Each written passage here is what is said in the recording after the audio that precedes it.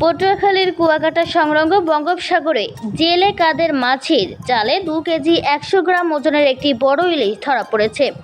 শনিবার 4 জুলাই সকালে ধরা পড়া মাছটি আলিপুর মৎস্য অবতরণ কেন্দ্রে আনা হলে নিলামে প্রতি মণ 1,30,000 টাকা দরে বিক্রি হয়। এতে মাছটির বিক্রয় মূল্য দাঁড়ায় 6,825 টাকা। পরে স্থানীয় এক পাইকার মাছটি কিনে ঢাকায় পাঠানোর জন্য সংগ্রহ করে। জেলে কাদের মাঝি জানান, 58 দিনের নিষেধাজ্ঞা শেষে সমুদ্রে গিয়ে জাল ফেলতেই অন্যান্য মাছের সঙ্গে বড় ইলিশটি ধরা পড়ে। তিনি বলেন, এবছর সমুদ্রে মাছ তুলনামূলক কম মিললেও বড় ইলিশ পাওয়ায় ভালো দাম পেয়েছেন।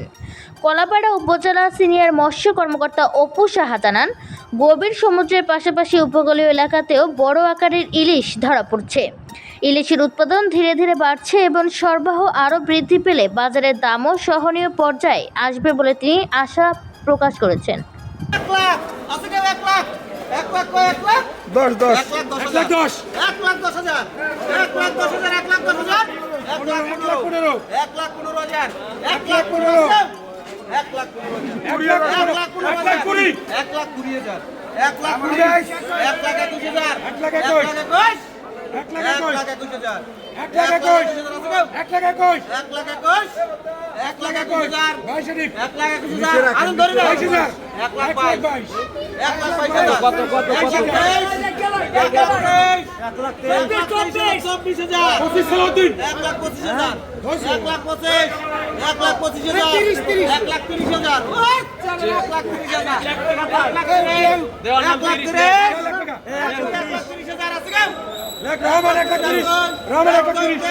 রহমান ভাই 1,30,000